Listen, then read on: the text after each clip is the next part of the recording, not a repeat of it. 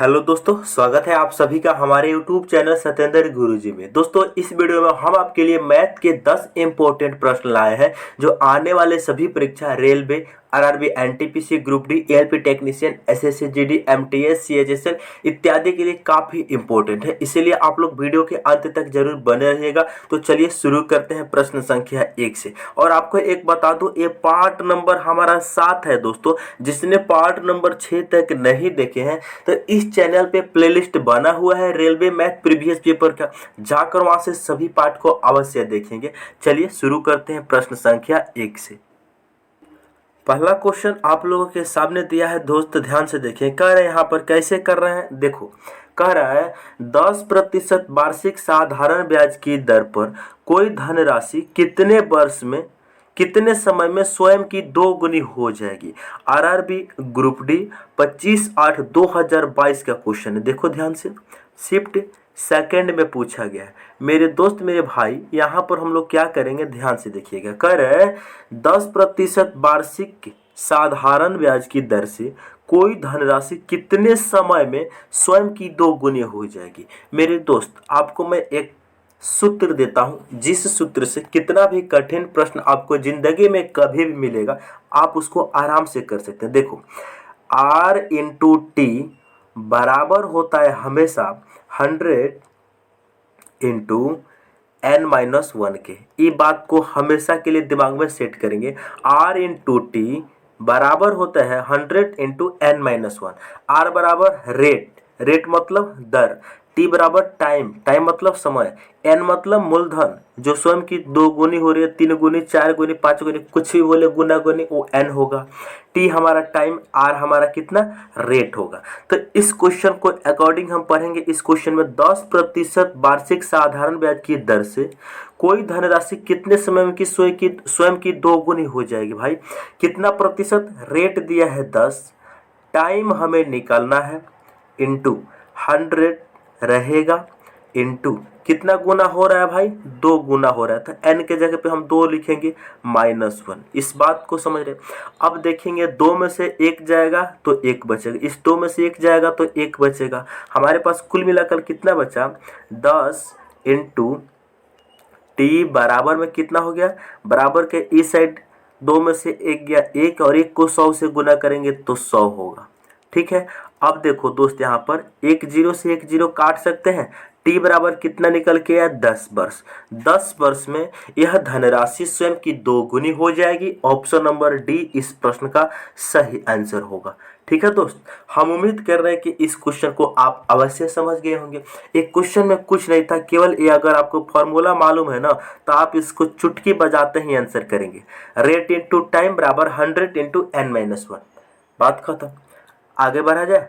चलिए next question है। कर यदि x अनुपात y बराबर 4:5, y अनुपात z बराबर 5:7, z अनुपात w बराबर 7:9, तो x अनुपात w इनमें से किससे बराबर होगा। आरआरबी एनटीपीसी 2021 का क्वेश्चन है। देखो, शिफ्ट सेकंड में स्टेज 1 में पूछा गया। मेरे दोस्त मेरे भाई, यहाँ पर क्या करेंगे, सबसे पहले इसको सजा के लिखते हैं। x अनुपात y बराबर कितना दिया है, 4:5 दिया है, इसको लिखेंगे। बहुत बढ़िया। अच्छा, यहाँ y से खत्म हुआ है, फिर से y से शुरू हो रहा है। देखो तभी ट्रिक काम करेगा।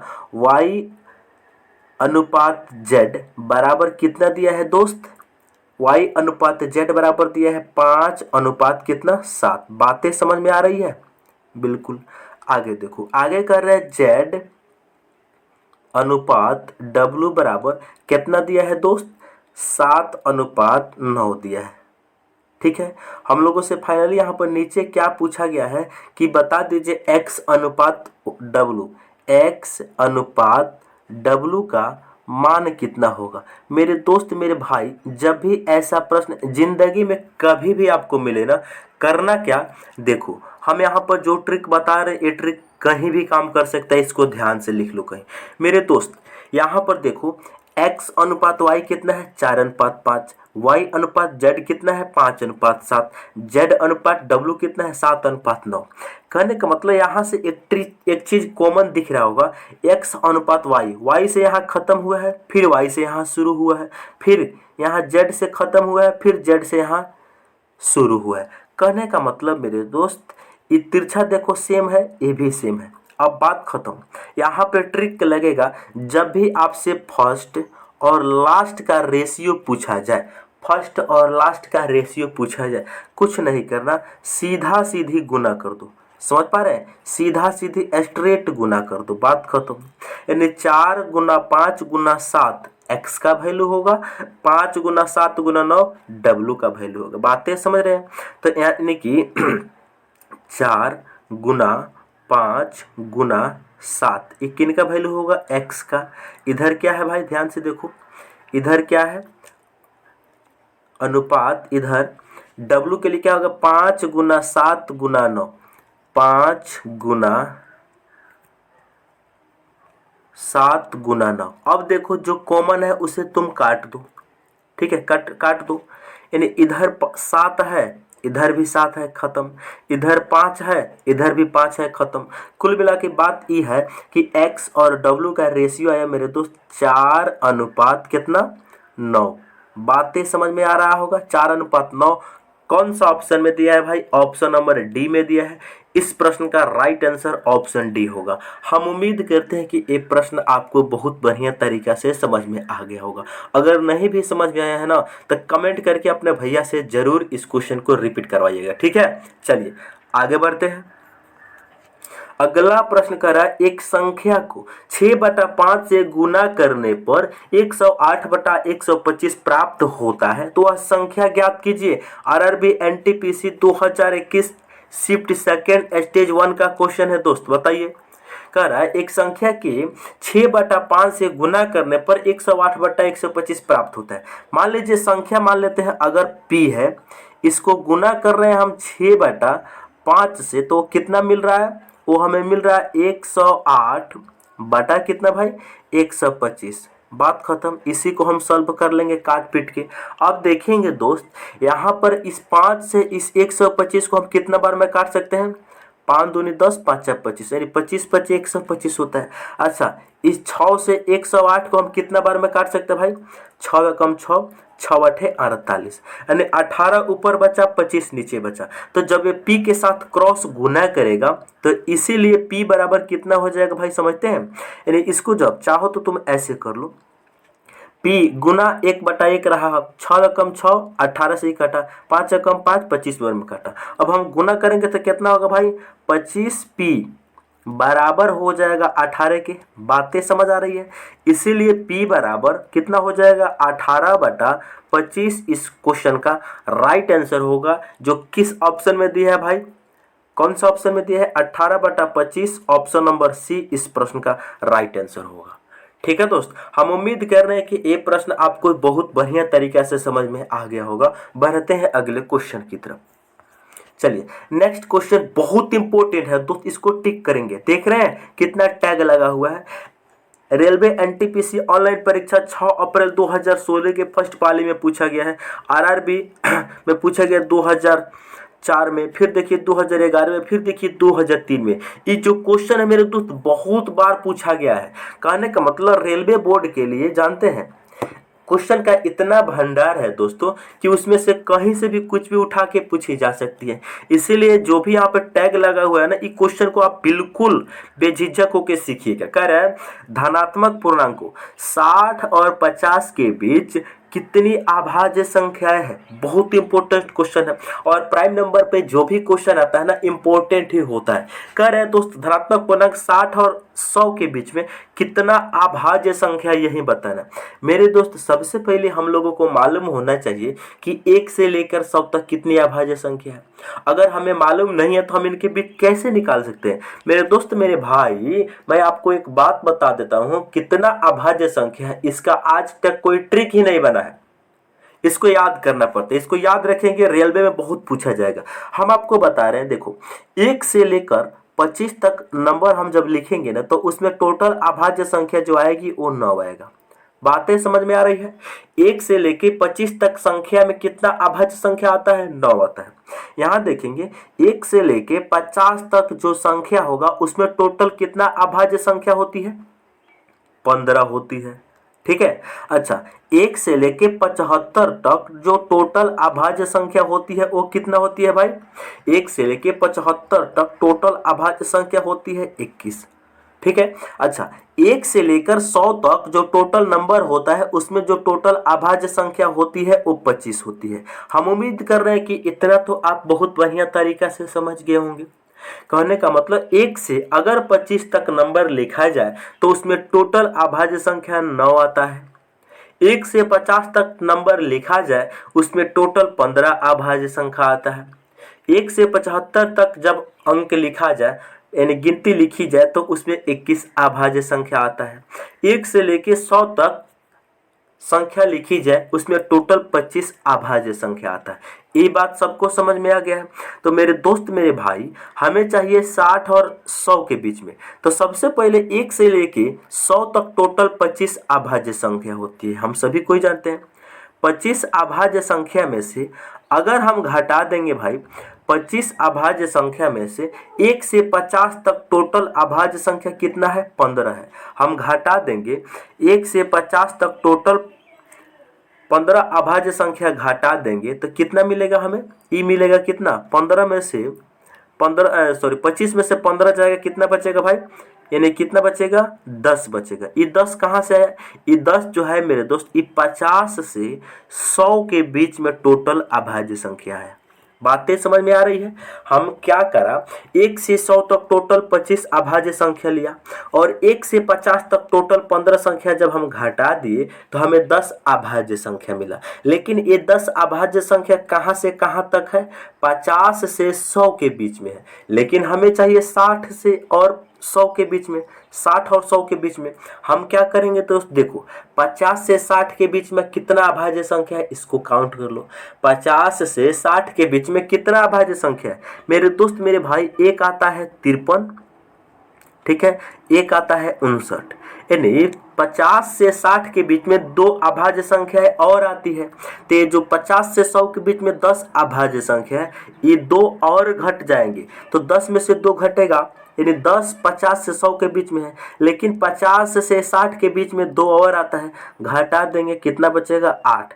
कुल मिला के बात ये रहा, 60 और 100 के बीच में टोटल अभाज्य संख्या कितना होती है? 8 होती है। ऑप्शन नंबर डी इस प्रश्न का राइट आंसर होगा। ठीक है दोस्त, हम उम्मीद कर रहे हैं कि ये क्वेश्चन आप अवश्य समझ गए होंगे। मेरे दोस्त मेरे भाई, हम आपको डायरेक्ट दूसरा मेथड भी बता देते हैं। आप चाहो तो ऐसे भी कर सकते हो। सेकंड मेथड क्या है, बारी बारी से सभी नंबर को लिख लो और अभाज्य संख्या निकालो। देखो 60 के बाद और 100 के भीतर बताना है।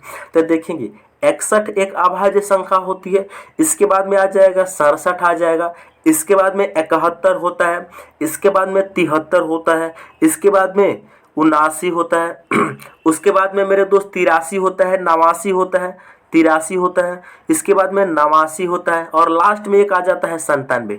इन सभी को जोड़ोगे तो टोटल 8 हो जाएगा। इसका भी राइट आंसर ऑप्शन डी आएगा। लेकिन ये बेसिक तरीके आप लिख लिख के काउंट करना होता है, लेकिन इससे बेटर होगा कि आप उसको याद कर लेंगे। ठीक है दोस्त, देख रहे हैं कितना बार पूछा गया है क्वेश्चन, इसीलिए हम बता रहे हैं, इसको आप कहीं नोट कर लेंगे। 1 से 25 तक टोटल अभाज्य संख्या 9 होती है, 1 से 50 तक टोटल अभाज्य संख्या 15 होती है, 1 से 75 तक टोटल अभाज्य संख्या 21 होती है, 1 से 100 तक टोटल अभाज्य संख्या 100 होती है। इसको कहीं आप नोट कर सकते हैं। ठीक है दोस्त, हम आगे बढ़ते हैं। चलिए अगला क्वेश्चन है, करें 19 के पावर 300 को 20 से विभाजित करने पर शेषफल कितना प्राप्त होगा?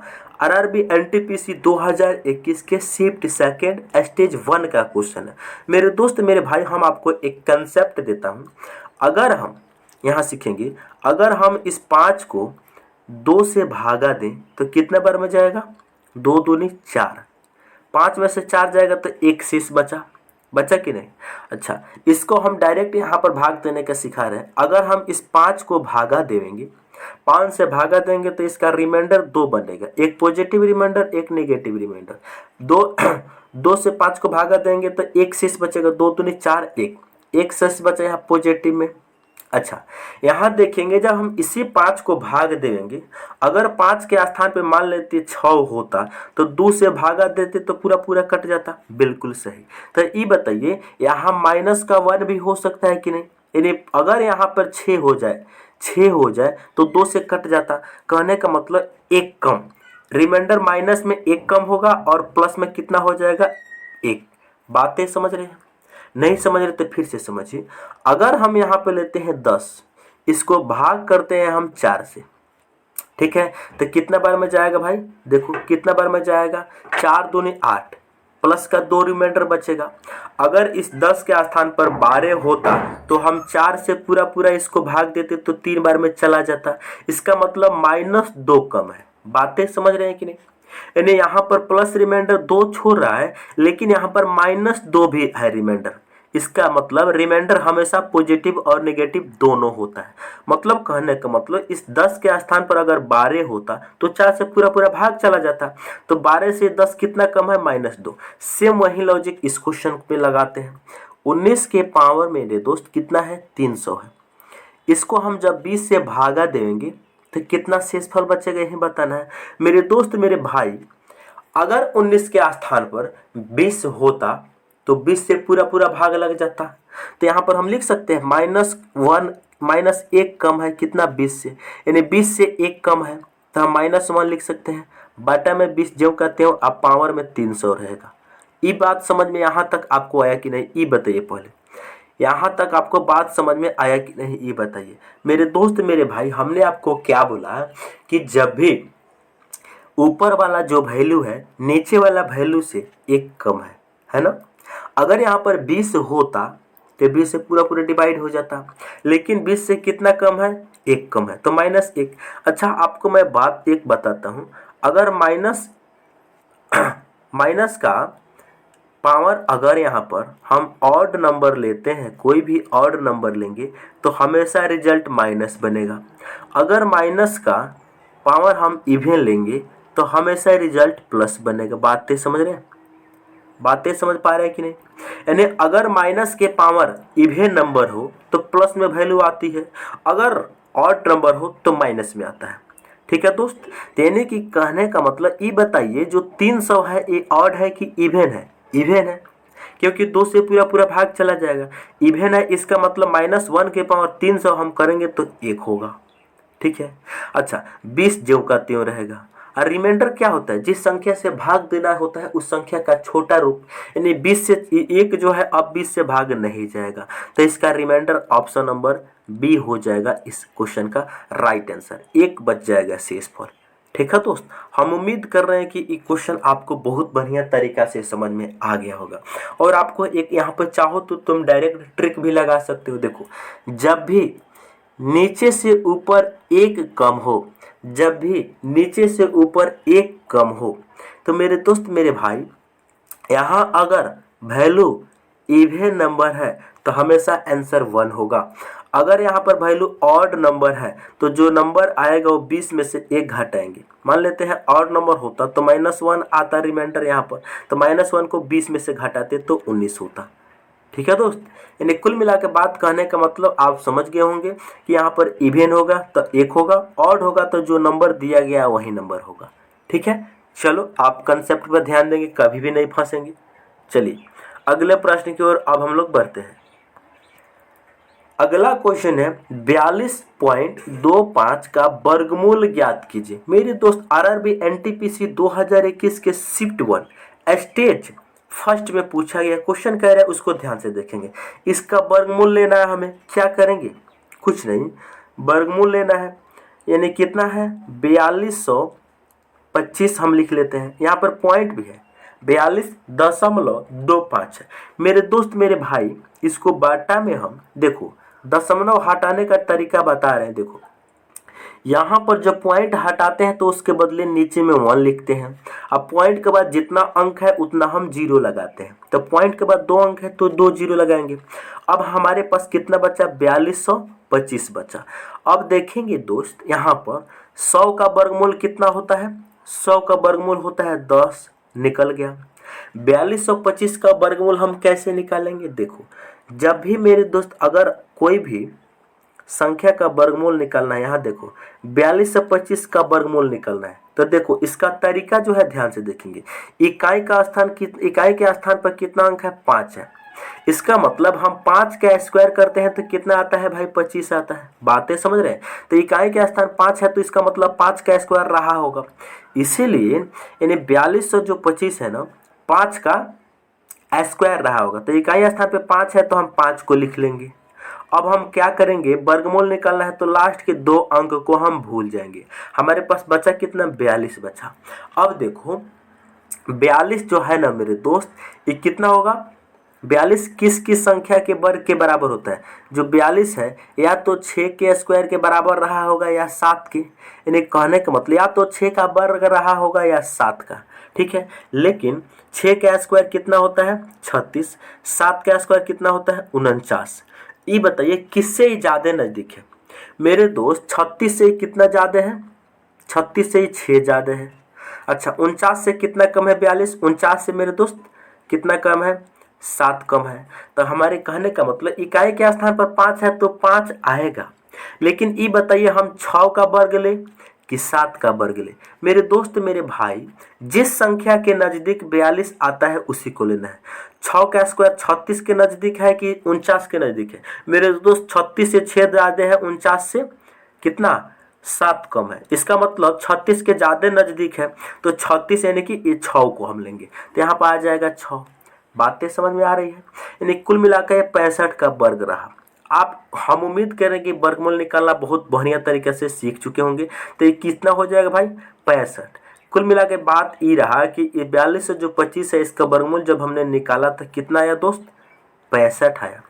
अब हम 65 को 10 से भागा देंगे, कितना बार में जाएगा?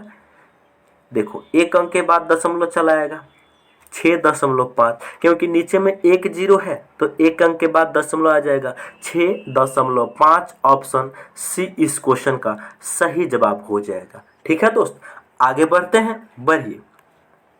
क्वेश्चन नंबर 7 कह रहे √30 माइनस √30 माइनस √30 माइनस √30 में तो डॉट डॉट डॉट कर इनफाइनाइट तक जाता है का मान ज्ञात करें। आरआरबी ग्रुप डी 2018 का शिफ्ट सेकंड का क्वेश्चन है। मेरे दोस्त मेरे भाई, जब भी ऐसा क्वेश्चन मिले अगर इन्फिनिटी तक जाए ना, अनंत तक जाए, तो यहाँ पर क्या है? 30 है।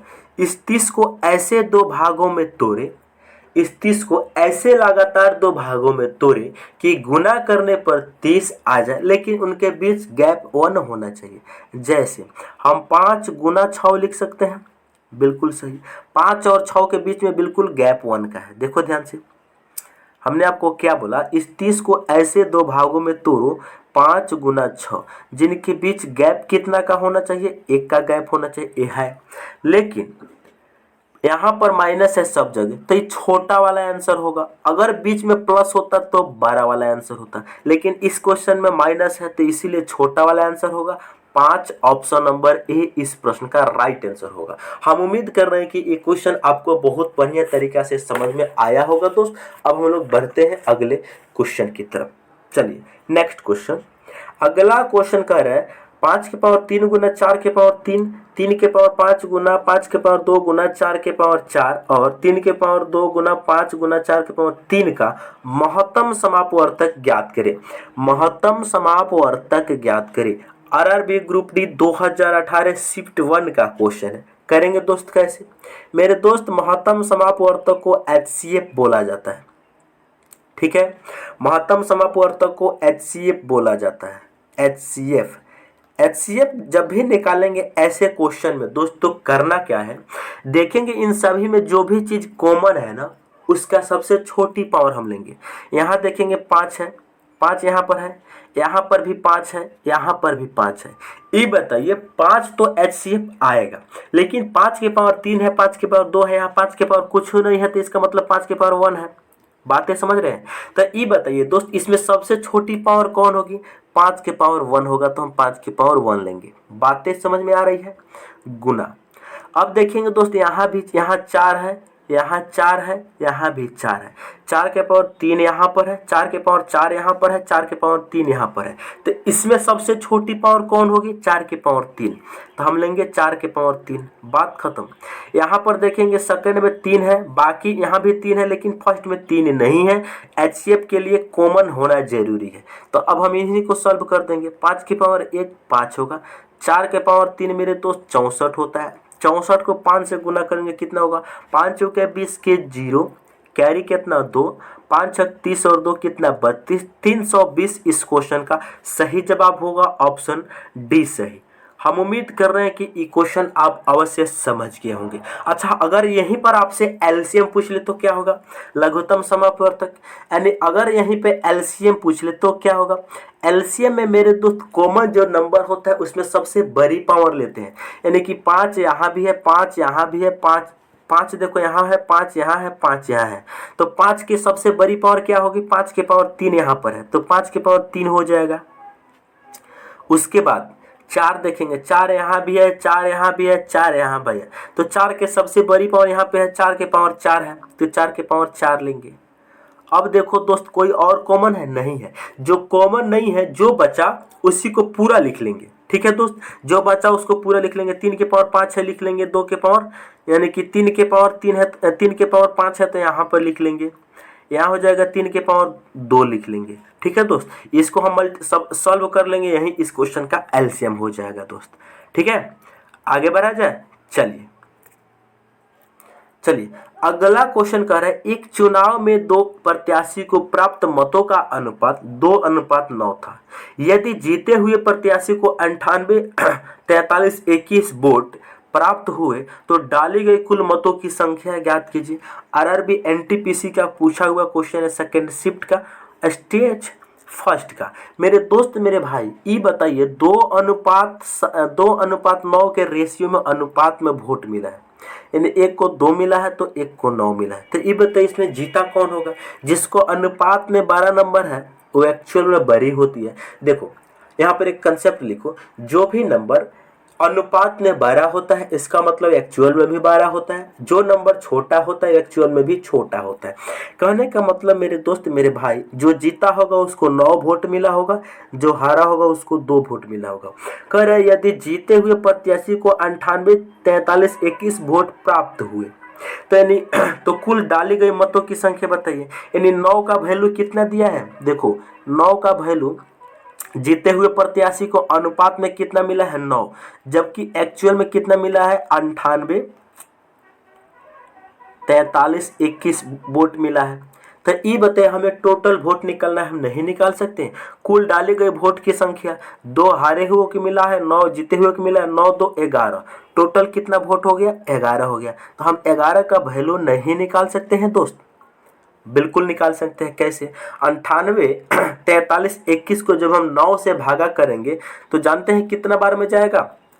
जानते हैं कितना बार में जाएगा मेरे दोस्त? ये जाएगा, जब हम यहाँ पे लिख ही देते, चलो 9 98 43 21 को हम 9 से भागा देंगे तो 1 यूनिट का वैल्यू आ जाएगा कितना? 9 से भागा देके चेक करते हैं इसको। 9 या कम 9, यहाँ 8 में भाग नहीं जाएगा तो 2 अंक में भाग देंगे तो 0 होगा। 9 9 81, 3 इधर चला जाएगा तो 33 हो जाएगा। 9 तिरकी 27, ठीक है। 6 पे 2 62, 9 छक 54, 9 9 81, यानी 10 93 69 हो जाएगा। कितना? 1 यूनिट का वैल्यू हमें बताना है 11। तो यहाँ पर डाली गई टोटल मत कितना है? 11 है। तो हम 11 का वैल्यू अब नहीं निकाल सकते। 11 का वैल्यू निकालना, 1 का वैल्यू इतना है तो 11 का वैल्यू निकालने के लिए 11 से इसको मल्टीप्लाई कर देंगे। कितना? 10 9 93, 10 93 69 से इसको हम मल्टीप्लाई कर देंगे तो कितना बार में जाएगा भाई? ये जाएगा 120 30 59। आप गुना करके चेक कर सकते हैं मेरे दोस्त, यहाँ पे स्पेस की कमी है। कितना है? 12 0 30 59। ऑप्शन नंबर ए इस प्रश्न का राइट आंसर होगा। हम उम्मीद कर रहे हैं कि ये क्वेश्चन आपको समझ में आ गया। कैसे? जीते हुए प्रत्याशी को इतना वोट मिला है जबकि अनुपात में 9 होगा। क्यों? क्योंकि ज्यादा अनुपात में यहाँ 9 है 12, तो इसीलिए जीता 12 ही होगा। तो 9 का वैल्यू इतना है, तो 1 का वैल्यू हम निकालने के लिए 9 से इसको डिवाइड करेंगे तो इतना आएगा। हमें निकालना है टोटल डाली गई वोटों की संख्या। तो यहाँ पर 2 और 9 11 11 वोट डाला गया है, तो 11 का वैल्यू निकालने के लिए 11 को इसमें हम मल्टीप्लाई कर देंगे, इतना आएगा, जो कि ऑप्शन ए में दिया गया है दोस्त। ठीक है, आगे बढ़ते हैं। चलिए अगला क्वेश्चन कह रहा है, जैक एक पोशाक को 1440 रुपया में बेचता है और 20% लाभ कमाता है, तो पोशाक का क्रय कितना है? आरआरबी आरपीएफ एसआई का क्वेश्चन है। देखो 2019 शिफ्ट सेकंड में पूछा गया। मेरे दोस्त मेरे भाई, कहने का मतलब 120% लाभ का मतलब कितना होगा? क्रय हमेशा 100% होता है, लाभ ले रहा है 20%, इसका मतलब उसको 120% पे बेचेगा। ठीक है, बेचा है कितना प्रतिशत? 20% लाभ पर बेचा है, तो 120% का वैल्यू है कितना भाई? 120% का वैल्यू है कितना? 1440 रुपया। बातें समझ में आ रही है? 1440 रुपया है, 120% का वैल्यू है। हमें बताना है पोशाक का क्रय मूल्य हमेशा होता है 100%। ठीक है भाई, तो इसको हम सॉल्व नहीं कर सकते हैं? बिल्कुल से कर सकते हैं। कैसे? जो 1440 दिया है, ये 120 का वैल्यू है, तो 120 से हम इसको भाग करेंगे। हमें 100 का निकालना है, तो 100 से हम गुना कर देंगे। ये जो भी वैल्यू आएगा मेरे दोस्त, वो रुपया में आएगा। बातें समझ में आ रही है? अब देखेंगे 1 0 से 1 0 खत्म होगा, ये 12 से 144 जाएगा 12 बार में। अब 12 को 100 से गुना करेंगे, कितना होगा? 1200 होगा।